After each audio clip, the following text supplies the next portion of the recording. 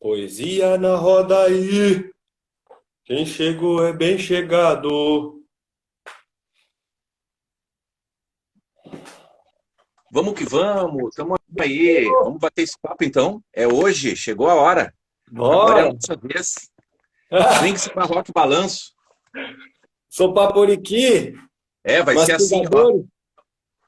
Ah, Vamos ah, junto. nós Vamos estamos ao vivo? Como é que tá isso Estamos ao aí? vivo, estamos ao vivo. Estamos ao vivo pro mundo todo, é nós. Ah, que pilha de nervos, rapaz. Tu tá Tudo louco? bom, Matheus? Tudo, Maravilha? tudo certo, tudo certo. Como é, como é que tu quer começar? Tu quer começar assim, entro na bola ou entro de sola? É. Bate bola, bate bola, bate Bate bola. bola, vamos devagar.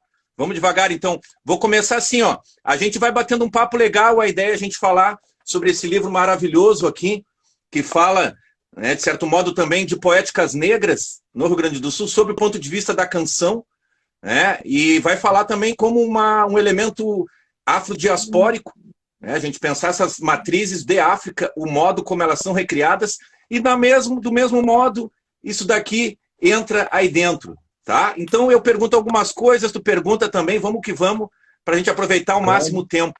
Tá? Não vou entrar de sola, vamos devagarinho, então, pianinho. Queria que tu me falasse o seguinte: como é que é a convivência com um cara como Luiz Wagner? A gente sabe que é uma tradição da cultura africana o respeito aos griots, os ancestrais.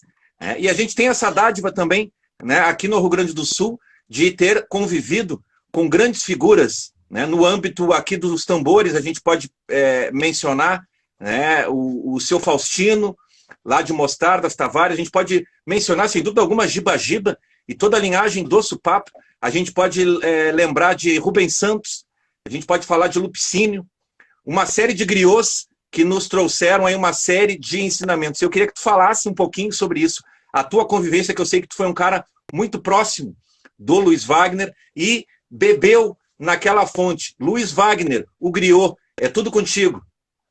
Ah, meu velho. Só agradecer aí o convite, estou muito feliz mesmo. Richard, eu também tenho um monte de pergunta para fazer. Estou aí mergulhado nos teus discos, no teu livro, na produção aí que tu vem fazendo há tanto tempo. A gente já se encontrou, acho que por ser assim na tela é o que está de diferente, assim, né? E eu vou tentar Exato. não me embolar de falar ao mesmo tempo e coisa, porque quando a gente se encontra é sempre aquela alegria, a gente fala ao mesmo tempo, se bate nos braços, se encosta, se chacoalha. E aqui nós estamos nesse formato que é novo ainda, parece que já faz tanto tempo, mas ainda assim dá esse estranhamento, né? Desse tua pergunta e essa tua lembrança, assim, né, com com essa amizade, esse convívio com a turma toda do swing aí, do sul, tanto os mais veteranos, né, os griots aí que, pá, com toda a sua sabedoria e generosidade, tiveram, assim, braços abertos, né, para falar a respeito das suas caminhadas, contar tantas histórias, né, que não cabe num livro, que não cabe numa vida, e que a gente está ainda processando tudo isso, né? Recentemente, né, processando a passagem do guitarreiro, do Luiz Wagner, né, que em 9 de maio faleceu, né, e pegou todo mundo assim tão de surpresa, né, e que a gente sente muito, né, sabendo que onde ele está também está lá já iluminado, né, um cara que desde a primeira vez que conversei com ele, o cara assim de uma abertura, né, de uma horizontalidade, né, na relação que é surpreendente, né, que a gente quando chega, né, com alguém que tem uma caminhada musical, artística enorme, né, a gente fica sempre meio, pá, como é que vai ser? Como é que esse cara é, né? E me lembro muito do encontro com ele lá na casa de outro griot aí da nossa cultura, o maestro Marco Farias, lá na casa dele, no Alto Teresópolis, que foi o outro parceirão nosso, o Tonho Croco, que me falou, o guitarreiro tá por aí, tu tá querendo conversar com ele? Ele ainda morava em São Paulo, ele tá por aí, vai estar lá no Marquinho Farias, aparece lá, faz um contato com eles, né? E aí fui lá num abril de 2010, falar com ele, conhecê-lo, ver da possibilidade de encontrar outras vezes, entrevistar, né? Era já a caminhada dessa pesquisa de diminuir o tanto de silêncios e de dúvidas e né, sobre a música negra do Rio Grande do Sul. A gente aí que faz música e se encontra em tantos espaços há tanto tempo, né? Nós sempre tão com essa curiosidade, né, sobre quem veio antes da gente, como é que faziam os perrengues, as dificuldades e, ao mesmo tempo, as inspirações deles, né? Então, o guitarreiro é tudo isso, né? Ainda recentemente, estávamos já na pandemia e tinham contatos de pessoas falando, vamos fazer uma live com o Luiz Wagner, que então estava lá em Itanhaém, litoral de São Paulo, já estava lá, e eu fazia essa ponte de, bom, vamos lá, Luiz Wagner, vai ter que clicar aqui, vai ter que clicar ali, vai ter que baixar um programa, e a minha dificuldade é enorme também, então eu fazia essa ponte e no fim rolava.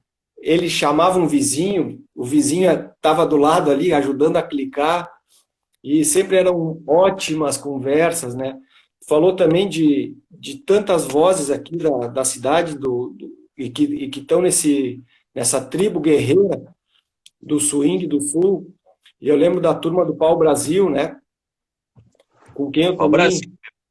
Bedeu, Leleco, Si. Isso, Bedeu, Leleco, Si, Nego Luiz, Lequinho do Pandeiro, Alexandre, né? Paulo Romeu. Isso, Paulo Romeu também de uma segunda formação do grupo, e hoje o grande cara do Odomodê, que também contribuiu muito, né? Musicalmente e também para a pesquisa aí.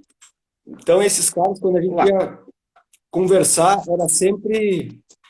Tinha ali alguns momentos que tinha, vamos ligar um gravador, né, para registrar depois, para eu poder em casa escutar de novo, transcrever aquelas conversas, e sempre depois que desligava o gravador tinha tantas outras a mais, né, que ficavam depois na memória, né. Um cara muito importante também é esse cara da percussão do Pau Brasil, o Nego Luiz, que mora lá perto do Porto Seco, né, e que eu, então, indo lá na casa dele, fazer a entrevista, conversar, depois ele falava, aparece aqui outra vez, vamos... Eu tenho uns recortes de jornal da década de 70, ele guardava todas as matérias do lançamento dos discos do Pau Brasil, e aí depois, nas outras vezes, então, a gente voltava a se encontrar e eram sempre ótimas lembranças, né? A gente pensa hoje em dia, né, lançamento de disco, formação de uma banda, divulgação, circulação disso pelo Brasil, né, e escutando os relatos deles, a gente vê o quão heróicos, né, foram essas caminhadas, né, cara. Década de 70, né? Essa turma toda, né? De também isso que a gente enfrenta hoje, né? Também esse de certo modo não é uma queixa, né? Uma constatação geográfica até, né? E que é obviamente a geografia cultural, essa condição até certo ponto periférica, né? Do Rio Grande do Sul, no que diz respeito aos grandes centros de difusão. Se a gente pensar a história do século XX, Rio de Janeiro, a indústria cultural toda ali e mais recentemente também, né? Essa mudança de eixo para São Paulo. E a gente pensar que esses caras já, né, na década de 70 fizeram isso, né, os precursores, efetivamente, de fazer um trabalho que dialogasse, digamos assim, com o centro do país. Né, principalmente nessa linguagem que a gente lida, né, que é o samba, que é o rock. Aí eu acho que é Bicho da Seda e essa turma, né? Aí, para a gente pensar anteriormente, aí é os dinossauros, né? É o Conjunto Farroupilha, Lupicínio Rodrigues, né? Aquela turma bem precursora mesmo, quando começa efetivamente a se estabelecer, né, a indústria fonográfica no Brasil, mas esses caras têm um papel fundamental, né? Nesse teu livro aqui, cara, pô, é muito legal, é muito bacana. Dá o serviço, como é que faz para conseguir? Tá esgotado? Tem como encomendar? Como é que rola aqui para quem tiver interesse? Né? Eu sei que tem um trabalho também disponível no Lume, não sei em que medida ele é fiel aqui, imagino que ele saiu daqui, mas não sei se é exatamente a mesma coisa. Dá o serviço para o pessoal ficar sabendo como é que faz para chegar nesse conteúdo fantástico aqui. Tá, obrigado, Richard.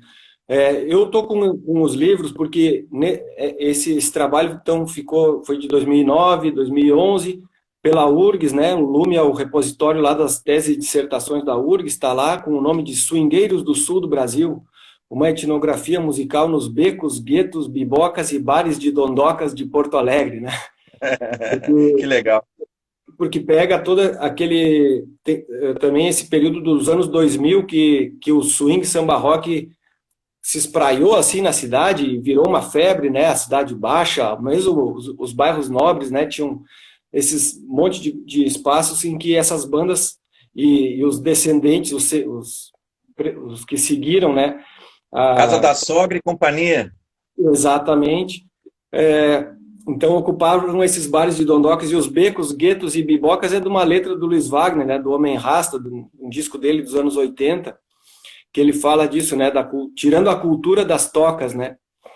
E esse livro, esse trabalho, então, depois ganhou essa edição pela editora Medianiza, aqui do Rio Grande do Sul, e no meio desse percurso da Elizabeth Torresini, que tinha essa atenção pela história e pela cultura gaúcha, né, e então viu no trabalho também esse lado musical, né, e lado negro, né, do Rio Grande do Sul, a partir dessa pesquisa. E essa editora fechou. Então, nesse período, o que tinha ainda de livros, eu fiquei com eles, né? Então, os livros estão comigo. Agora, com a passagem do Luiz Wagner, está combinado isso de o valor das vendas irem para os filhos mais novos, né, do Luiz Wagner. Então, tem isso. E aí é fazer o contato comigo, aqui pelo Instagram, que eu fiz há pouco tempo essa conta, justamente para a gente estar hoje aqui, pelo Facebook também, né? E então é isso. Depois eu posso passar o celular também. Então a gente está fazendo esse contato assim, e aí eu encaminho pelo correio, né? Daquele jeito que tu faz também, né? Provavelmente com os teus trabalhos, sempre fez.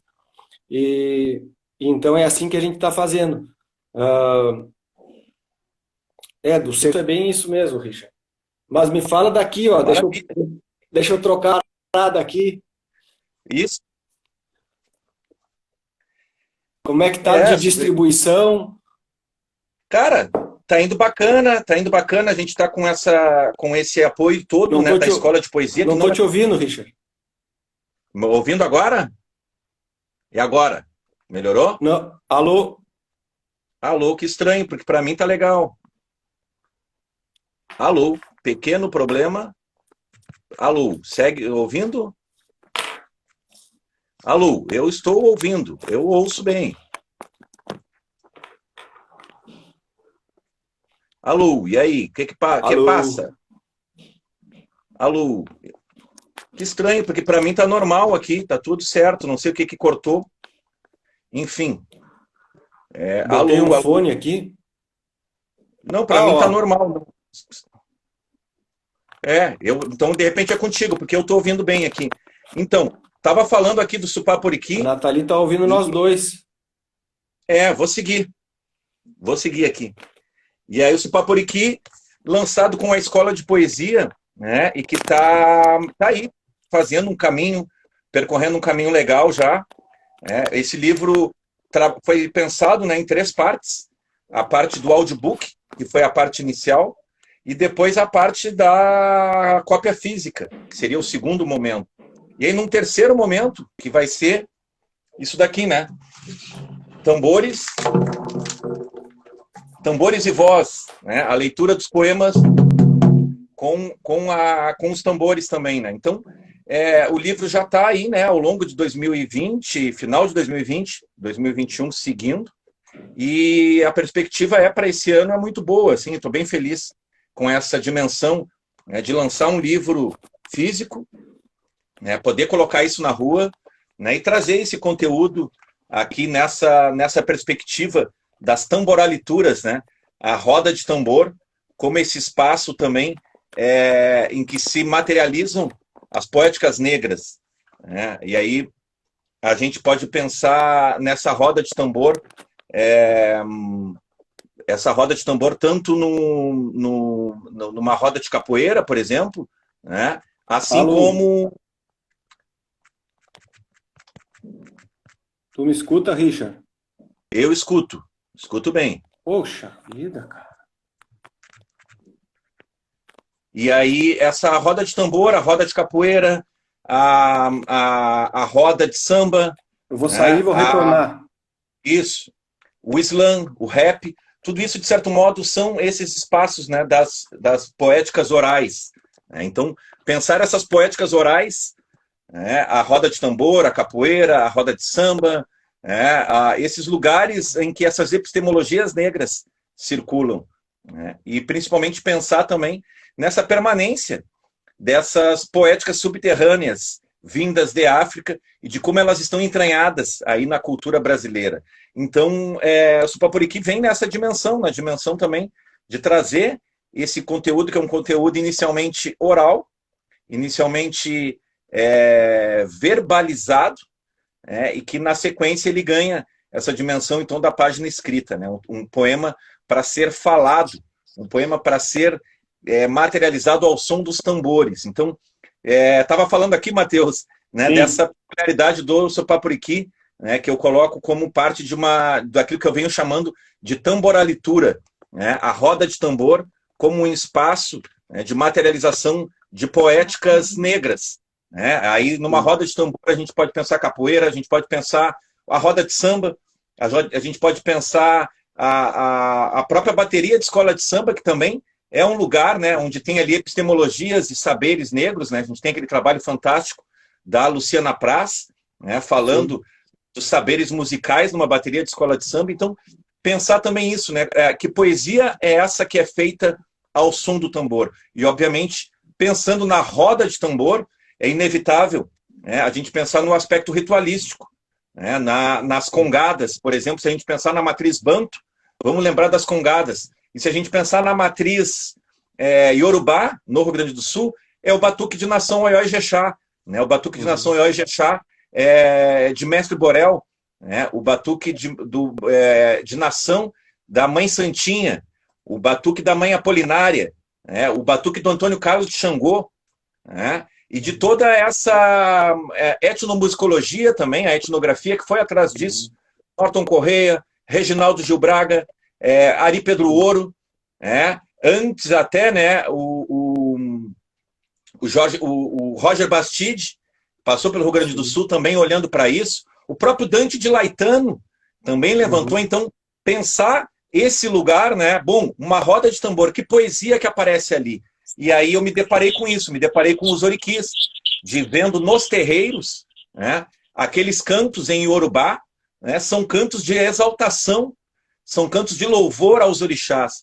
E aí me veio essa ideia também, né, com todo respeito a essa matriz, da possibilidade de uma recriação de neo-oriquis, de pensar, então, o tambor supapo como um griot, como um orixá, e fazer poesia louvando aos orixás, mas, ao mesmo tempo, falando, né, da presença negra na Bacia do Prata.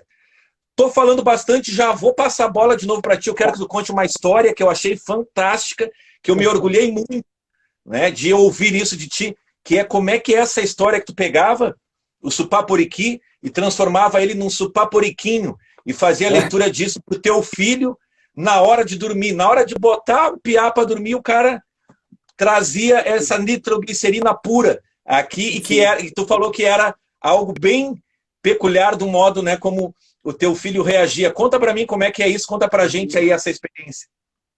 Foi demais. O Bento, né, nosso filho que tem 4 anos, eu recebi o teu livro pelo correio, pelo financiamento coletivo, né? Então chegou lá o dia que chegou a camiseta e o livro.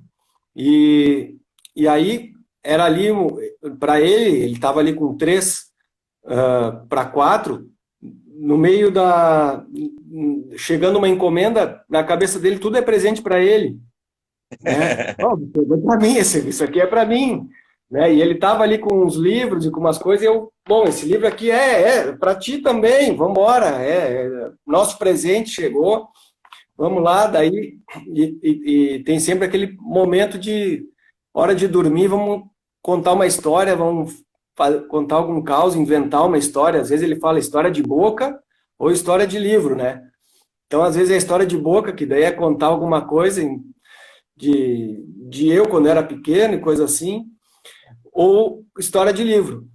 E aí, então, era ali verão, e eu escolhia algum, e ali já era hora de dormir, hora de finalizar, pegava algum e começava a ler. Só que é tão sonoro, né, teu livro, né, destoava do material que eu estava manuseando ali em geral, e então tá, eu começava a ler e entrava com uma coisa diferente para ele também, né, pela sonoridade rítmica, né, que tem o teu texto, e todos eles aqui, né, qualquer um dos que eu pegasse, dava esse viés, esse caminho, né, e então eu dava ali umas improvisadas e fazia, só que demorava para dormir no fim das contas, né, e mais acordava do que encaminhava. Acendia o cara, né? Acendia, e aí, então essa aí embalou ali todo o verão agora foi de 2020, ainda pré-pandemia, né, que então o Sopaporiqui era o livro para ir dormir. E aí, inclusive, teve uma situação, nós estávamos ali pela praia, acordamos um dia sem luz, né, aí tal, vamos ver o que poderia ser, tal, fui dar uma volta na rua, voltei e comentei com a Luciane, minha companheira, disse para ela, não, caiu um poste na Paraguaçu, e ele perguntou se era poesia, ele estava escutando e perguntou, poste na Paraguaçu, e papapá, nessas... Uhum. Ele já achou que era Sopaporiqui, que era alguma coisa que tinha a ver com o que a gente estava lendo nas noites, né? Com a fonética da onomatopeia, poste na o PB, né? O poste na Paraguaçu, e ainda mais Paraguaçu, né? Uma palavra também, né? Né, indígena aí também, ele já fez associação legal, que bacana, cara. Tem uma parte também do primeiro poema teu aqui, do Sopapo Bará, que vem vindo, e uma hora vem cuspa sem parar, cuspir sem parar. Ali, ó, baralha, ara, embaralha, desembaralha, beza em batalha, babá, ará, hablar, batá, laroie, bará, e uma hora vem cuspa sem parar. Teve uma época que ele estava com um catarro, estava meio gripado, e eu falava para ele, cuspa sem parar. Então, vou aproveitando, né, Richard, para o que precisa, né? Eu acho que isso aparece muito, cara, no teu trabalho. Eu fico pensando também como é que foi a construção desse livro e dessa ideia tua, assim, de preencher esse panteão, né, trazendo todos os orixás e quando a construção disso, né, como é que foi e a cabeça como é que fica na montagem disso, né, o processo teu criativo desse livro. O processo desse livro ele se dá a partir disso, assim, de pensar também, né, a criação de imaginário negro, né, no Rio Grande do Sul, a partir da literatura, né? A gente vai ver essas experiências também, essas formas de expressão performativas, né, e performáticas do negro, na dança, na religiosidade, até, de certo modo, na poesia. Mas fico pensando também nisso, assim, de certo modo, essa presença daquilo que a gente pode chamar de uma literatura voltada para algumas etnias conformadoras, né, do estado do Rio Grande do Sul. A gente pode pensar na literatura na saga italiana, a partir de José Clemente Posenato, né? A gente pode pensar na saga alemã, a partir de Viana Mug, a partir de Luiz Antônio de Assis Brasil. A gente pode pensar na saga judaica, se a gente quiser trazer aí Moacir Scliar.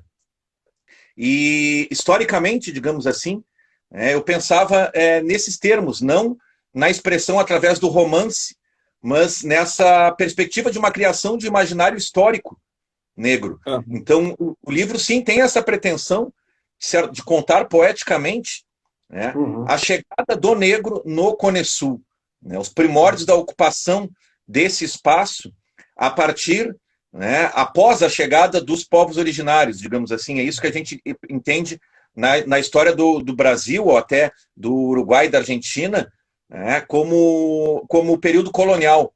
Né? Então, hipoteticamente, assim, literariamente, a chegada, né, dos orixás no Rio Grande do Sul. Né? Então, a própria abertura do Bará ali, né, Iacupapa, né, Iacupapa de pé, né, Solito Grande Rio, né, Iacupapa de pé, nascido Solito Grande Rio. Ou seja, Iacupapa, palavra do dicionário Banto, né, do Ney Lopes, Iacupapa é grande tambor, na tribo dos Ganguelas, né, um povo da matriz Banto. Então, a primeira palavra, né, do livro, né, é grande tambor, ou seja, é o Bará chegando em Rio Grande, né, os primórdios da ocupação no Rio Grande do Sul. Então eu pensei assim, cara, vamos contar o surgimento do Bará no Rio Grande do Sul, vamos contar o surgimento do Ogum, o surgimento de Iansã, Xangô, Odeiotim, Ossan, Chapanã, Obá, Ibedes, Oxum, Iemanjá e o grande pai Oxalá. Né? Contar como esses caras, como essas entidades, como esses seres, né? Como essa energia, né, desses orixás se materializaram no Rio Grande do Sul. E de certo modo é também um modo de contar, né, a presença negra na região. E aí eu acho que a pretensão foi essa, né, trazer um pouco essa dimensão também de contar essa história de um modo poético com o máximo respeito, obviamente, né, a essa cosmogonia, onde a gente está também no âmbito do sagrado, né? O sagrado que muitas vezes envolve o segredo também. Né? Então, sim, eu fiz bastante pesquisa, né, para construir isso. Fui para o Uruguai, fiquei uma semana lá no Cabildo, em Montevidéu, né, pegando elementos da cultura negra e também indígena, as marcas charruas no Uruguai. Fiquei uma semana em Buenos Aires também, pesquisando por lá, né? Eu aluguei lá um Airbnb em Almagro, e de Almagro eu pegava o trem todo dia e ia para Santelmo, para a Biblioteca Nacional, lá para pesquisar elementos da cultura negra, também no final do século XIX, na Argentina. Né? O episódio da febre amarela, por exemplo, eu pesquisei lá.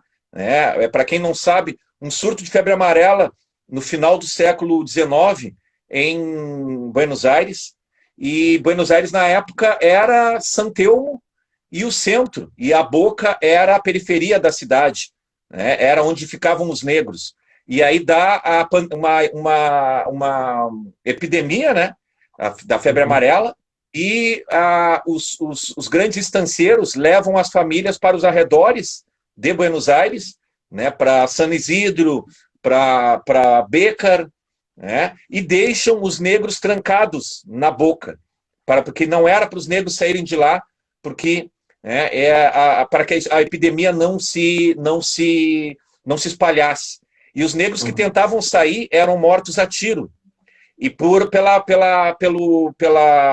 foz ali, né, do Rio da Prata, que tem ali na Boca, ali era impossível, porque também ali é extremamente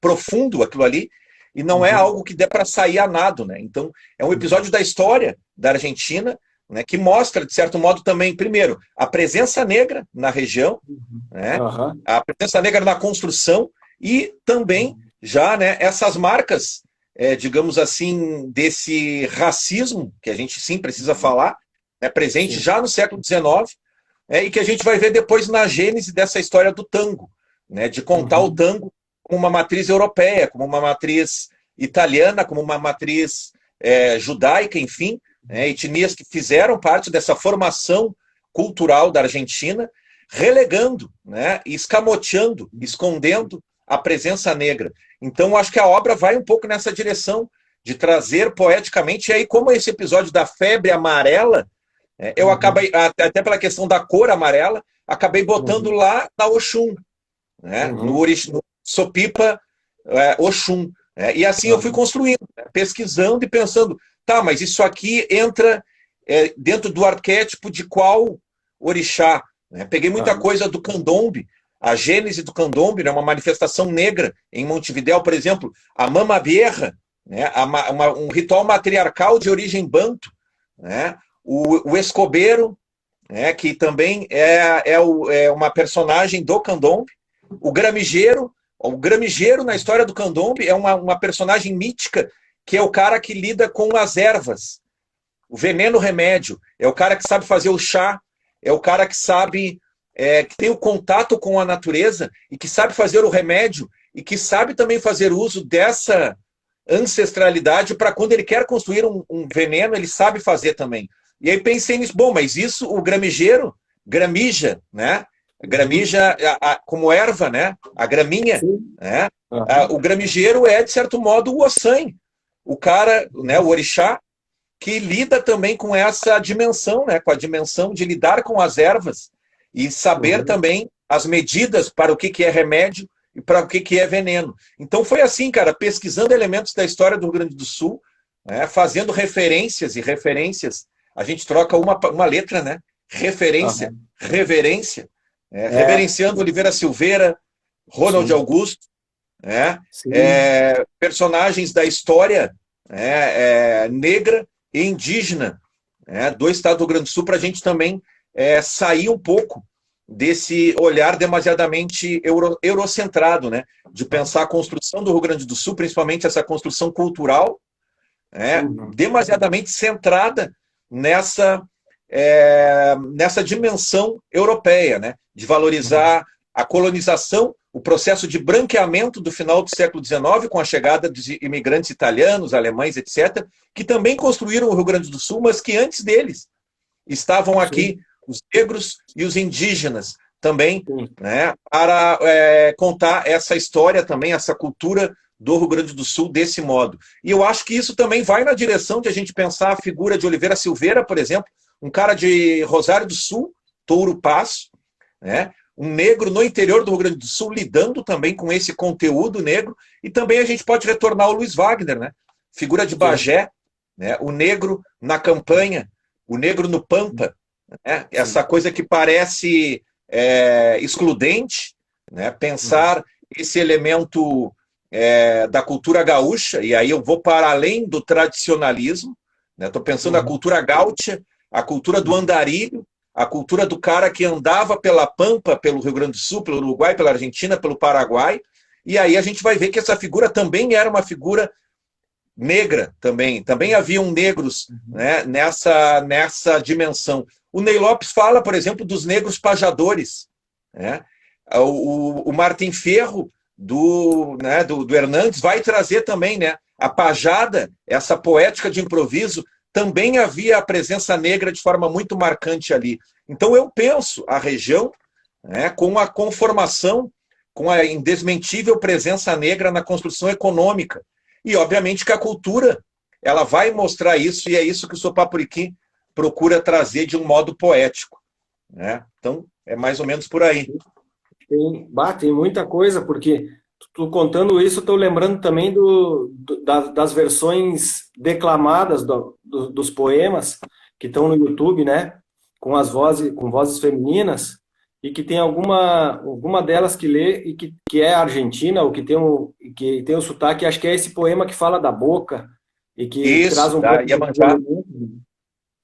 e também essa versão, né, no papel, e depois tu acessar as leituras delas, de cada uma, né, de 12 vozes diferentes, também traz outros elementos, né? Vocês botaram percussão também junto, né, com a leitura delas, né? Colocaram ritmo. O Alabeoni, né? É o Alabeoni. A La Beonique tu viu lá em Campinas, né? 2014, eu acho que era, né? É, isso, que a gente se encontrou por lá também, né, Richard? Tem muita coisa mesmo, tu estava falando daí do lunfardo, do tango, dessa região toda de Uruguai Negra, né, e de como isso também, Exato. aos poucos, né, ou vai aparecendo também, né, cada vez mais essa importância também da cultura negra em todos esses ritmos e esses gêneros musicais aí apropriados, dá para dizer, né, e com um selo lá que não contempla, né, toda a participação negra nessas culturas, né, e nessas músicas, e É verdade. o quanto esse caminho precisa ser percorrido ainda, e outros trabalhos, né, precisam ser feitos para que cada vez diminua isso, né. Mas esse tanto de conteúdo que está por baixo do livro, do teu livro, do Sopaporiqui, que não está ali na forma de um trabalho pesado, né, cheio de Sim, datas, de dados e coisa, né?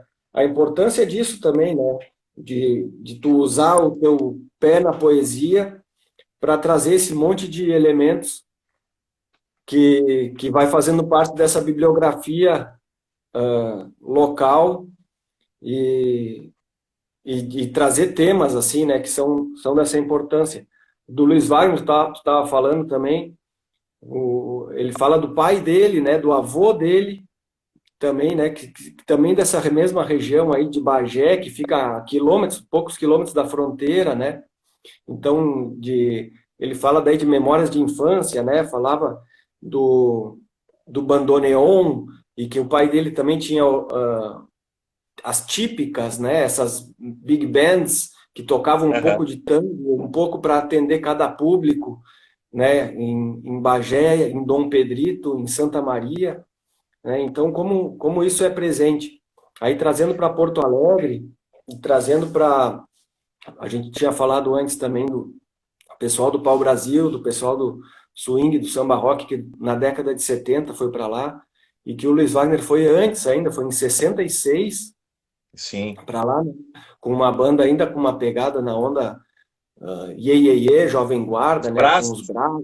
Brazos, e ele então em 66 ele conta, depois desses outros movimentos de artistas locais indo para lá, ele já estava lá, né, então ele recebeu muitos desses outros movimentos roqueiros e de MPG para lá, ele era um cara que já estava lá, já estava circulando, então, e o Pau-Brasil vai na década de 70 Sim. e, e causa um alvoroço lá na cena musical, né?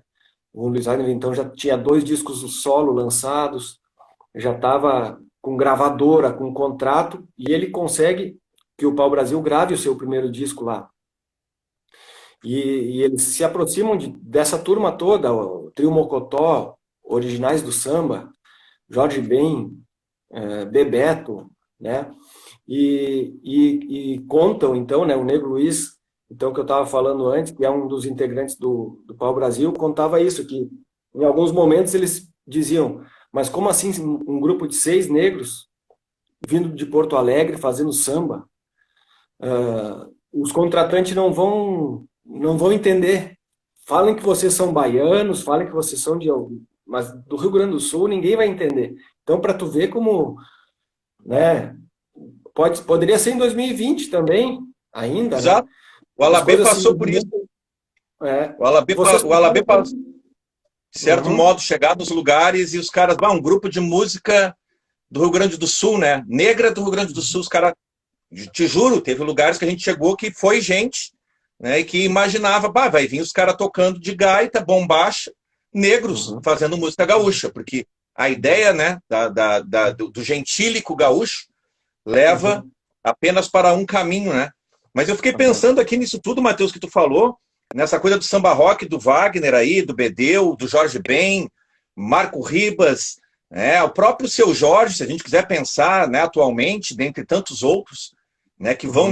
nessa linha, né, da música brasileira e ao mesmo tempo nessa ancestralidade, obviamente, que tem esse diálogo com aquelas células melódicas muito presentes, por exemplo, no bebop, né, no jazz norte-americano, e que eu vejo que é uma capacidade muito grande de improviso, né, é peculiar também, né, da negritude, que a gente poderia, assim, pensar nisso na dimensão da palavra, em que medida isso, né, a gente poderia colocar no rol dessas poéticas africanas, numa permanência também, né, de uma poética subterrânea que está aí no universo da canção, né, está aí no universo do improviso, né, dos griots e dos griotismos atuais, onde a gente pode botar o slam, onde a gente pode botar o rap, dentre outras linguagens, né? Não sei como é que tu enxerga isso, o que tu pensa sobre essa dimensão, se dá para a gente pensar que esse improviso melódico, essa coisa onomatopaica que o próprio Bento ali sacou, né?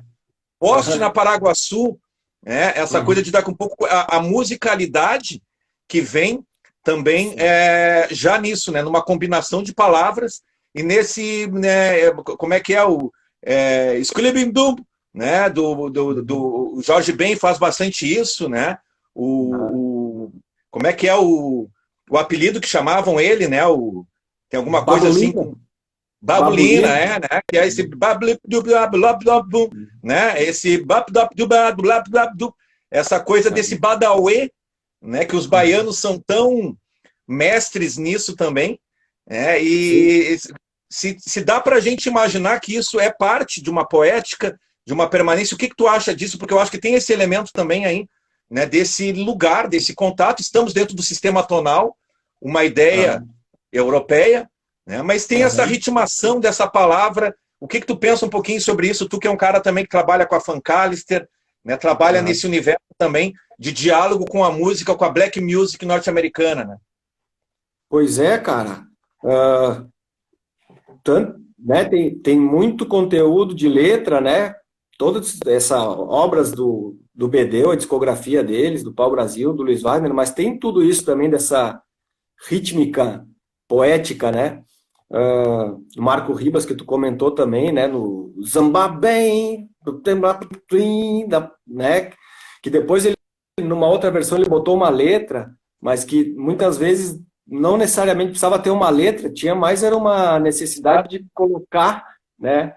Uma melodia e com o que fosse, com a sonoridade que fosse, independente do texto, né? E que convence, né? Pô, a melodia que se sustenta, né? Independente da semântica, né? Exatamente. Daí, outro cara também, o Martinho da Vila, também, de fazer muito isso, os próprios caras dos Tincoãs lá, né? Seu Mateus. Eu acho que isso tá muito presente, vai para o rap também, coisas que independem do texto, né? Mas, ao mesmo tempo, a produção textual dessa turma também sempre vinha com muito fundamento, né? E com a parceria, agora me lembrei também da Delma Gonçalves, parceira do Bedeu, poetisa, né? Também com letras, né? com essa ponte canção, produção de canção e produção de poesia também, né? E que está aí na ativa, produzindo, fazendo músicas novas e lançando textos, sendo premiada, né? Entrando em coletâneas. E é Sopapo poético, isso, Sopapo poético, uma artista que também estava lá nos primeiras composições do Bedeu como parceira dele, né? Dividindo essa tarefa assim de construir, né, uma linguagem que fosse deles, né, que fosse genuína, né, ali com acadêmicos da Orgia, né, aquela esquina ali da Ipiranga com a Silva Soy, onde se formou toda essa turma e outras bandas que vieram depois também, tão ligadas ali ao bairro Santana, né, Pagode do Dorinho também é da turma dali. Isso, tomar um gelo no Mamonas, eu lembro daquela tua música. Descontar, né? Tá lá na Bataclan FC, lá no Pode Chegar. Eu lembro que uma vez cara, que legal tu falar daquela quebrada. Tu falou, a letra é um passeio pela Santana, né? A Silva Só do lado de lá, né? Acadêmicos da Orgia, aí Dorinho, mesmo que estivesse, eu não estaria sozinho. 1 minuto, São Francisco, Cachorrasco, Ipiranga FC, meu choro eu faço. Terreiro da Dona Laci, eu me criei aqui, Santana do lado de cá, vou te contar, Silva Só do lado de lá, né? Arroio de Luva é meu mocó, e vai embora, né, cara?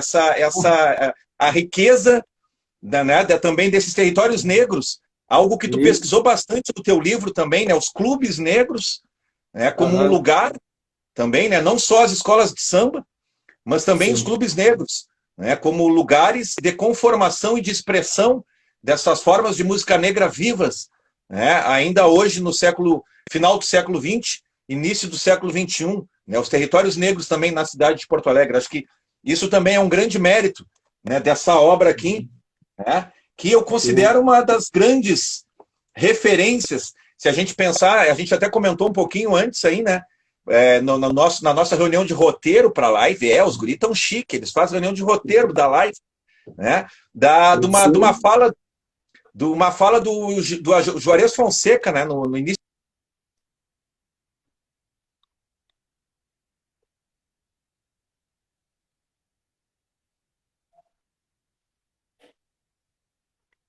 Aqui eu não estou ouvindo o Richard.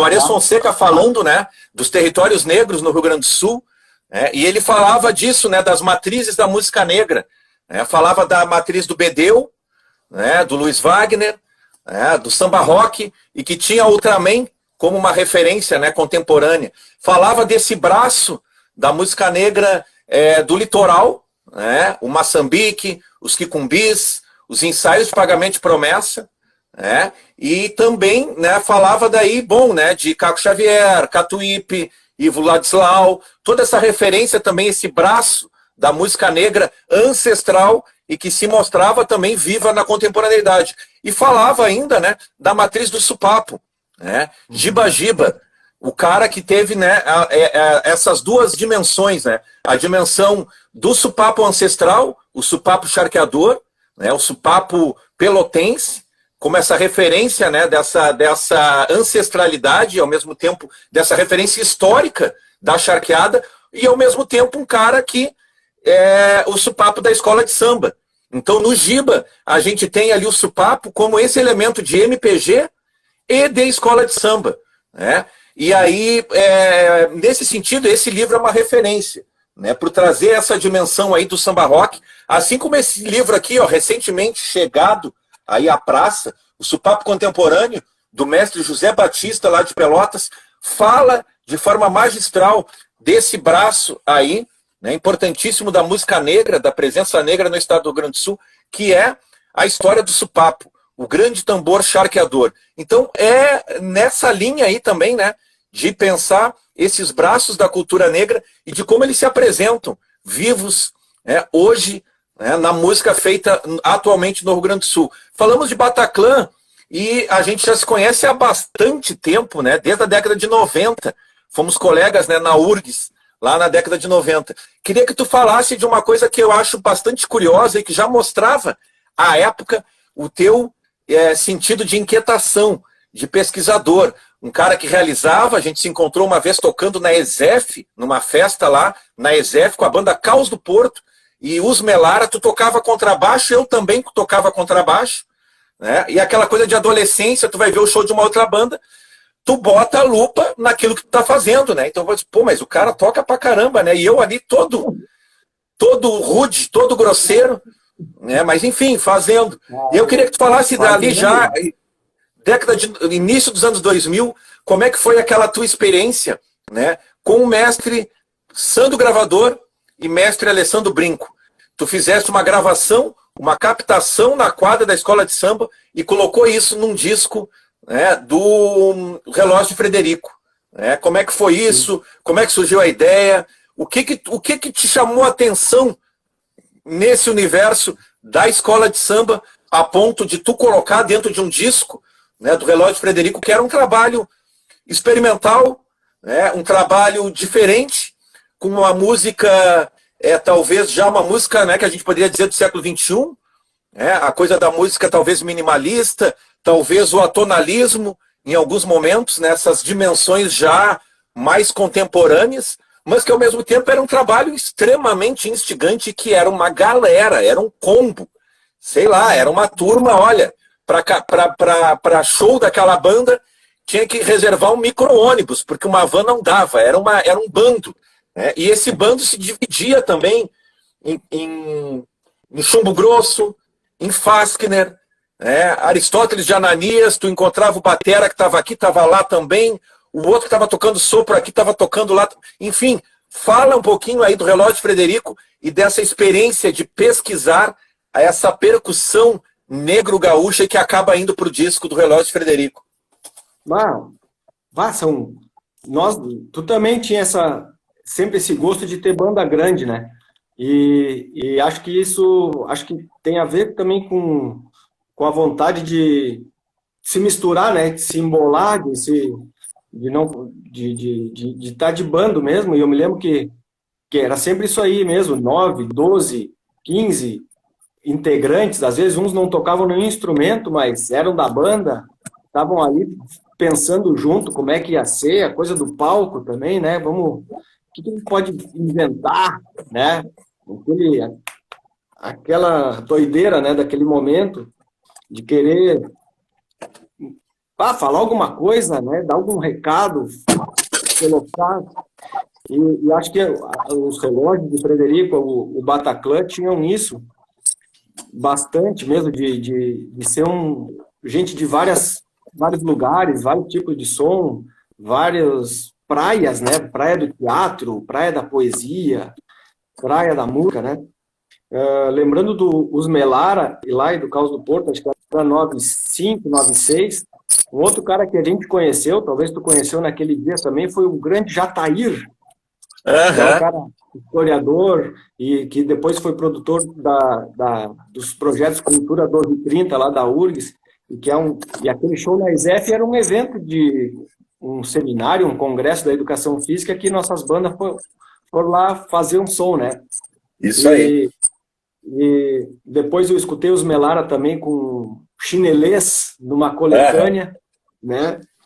E do Imperadores, bom, eu sempre curioso de saber das escolas de samba, de assistir lá na Borges, o carnaval também, né? E no Roxo, lá, né? Lá na Beira-Rio, lá nos desfiles.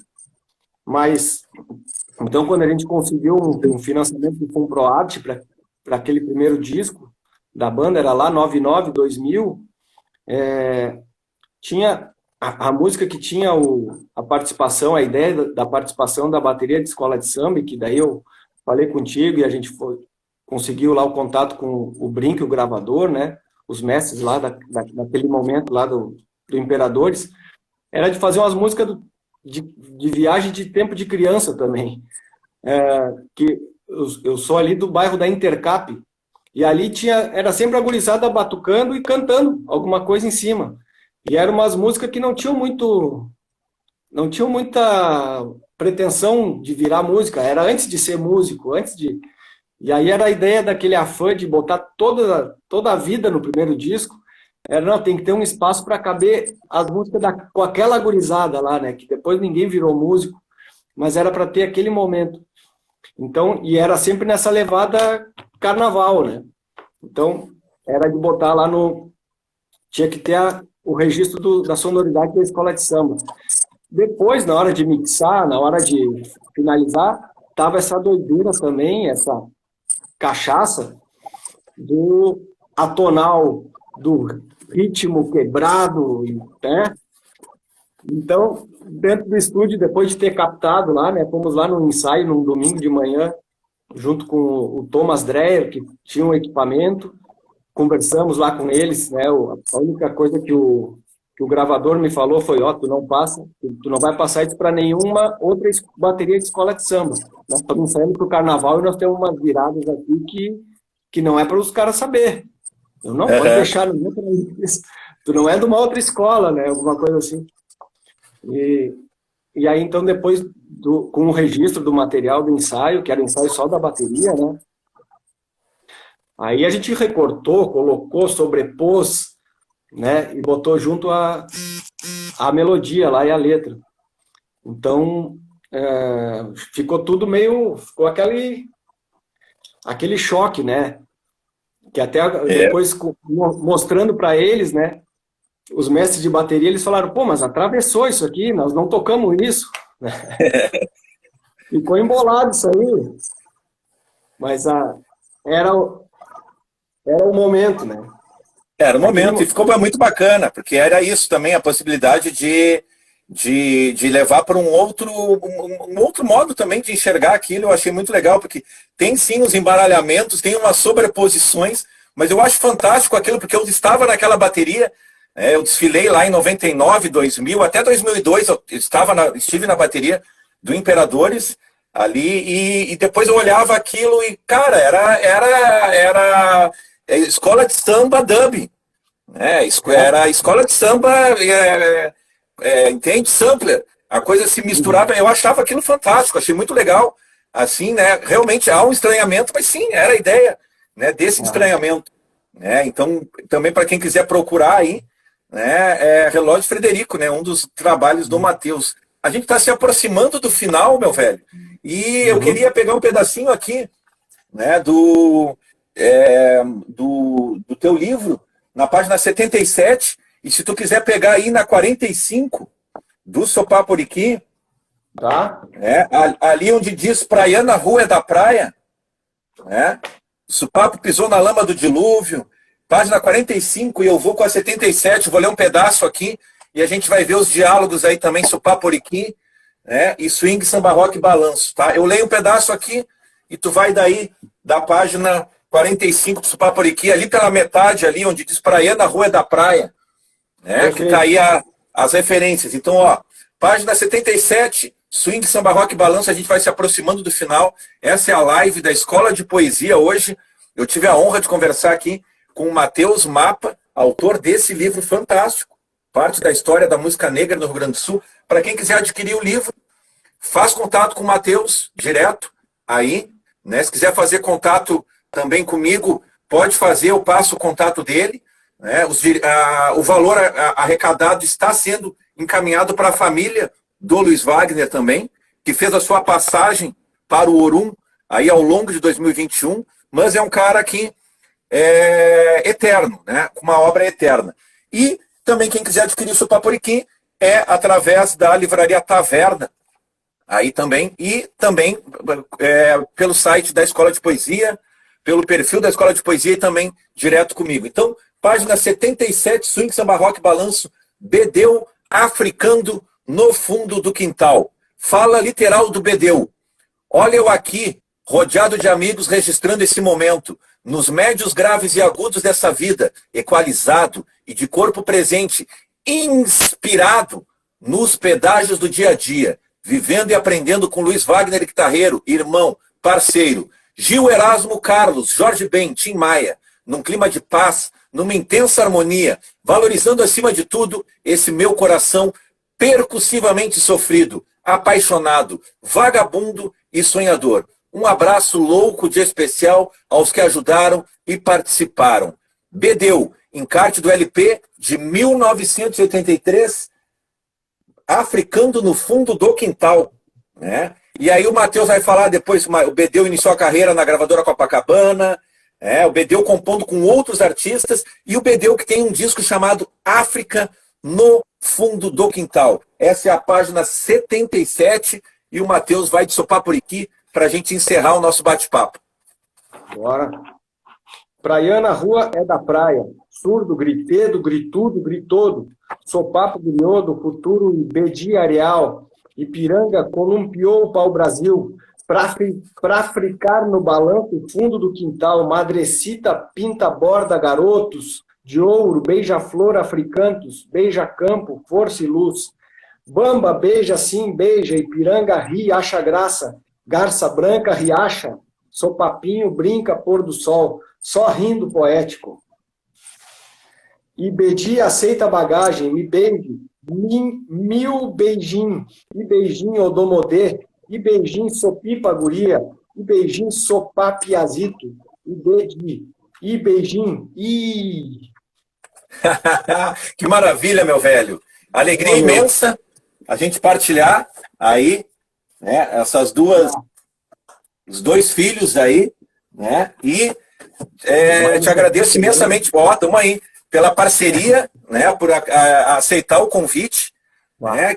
De novo, quem quiser, aí procura o Matheus para adquirir essa obra dele e procura aí Livraria Taverna, Escola de Poesia, para chegar até o seu Papuriqui. Muito obrigado, meu irmão. Saúde, saúde para ti, para o Bento, para a companheira aí. E a gente segue junto, falando aí, também pensando na educação. Eu sei que também está trabalhando, né, no IFSU, com um grupo muito legal lá também, com o Lucas Kinoshita, com a Sinara, dentre outras pessoas, Pablo Lanzoni, e um agradecimento sincero, de coração, um abraço percussivo, um abraço do tamanho do Supapo. Muito obrigado, meu irmão. Eu que agradeço aí a todos vocês, a Escola de Poesia. Anteontem, né, eu não conseguia achar o botão certo para começar a nossa conversa aqui. Richard, um prazer, o que a gente precisa se encontrar, né, que a pandemia diminua, mandar um abraço para todo mundo, que a gente siga aí firme e forte. Como é que disse, nos pedágios do dia a dia, como disse o Dedeu lá no encarte dele de 83. Obrigadão mesmo, um beijo para todo mundo aí. Obrigado, um abraço. Valeu, tamo junto, meu irmão. Graças, salve. Obrigado, Nathan, Escola de Poesia. Até breve. A escola segue aí ao longo de julho, com uma série de programações bacanas. Aí a gente está tendo o lançamento do Poço das Marianas, livro novo da Eliane Marques, dentre outras ações. E esperamos para breve, vacina para todos, um salve especial para o pessoal do SUS, que está segurando essa onda aí de um modo heróico, né? Muito obrigado a eles e estamos juntos, saúde para todos, que Chapanã espalhe saúde para todos nós. Abraço grande e até breve. Valeu! Tchau.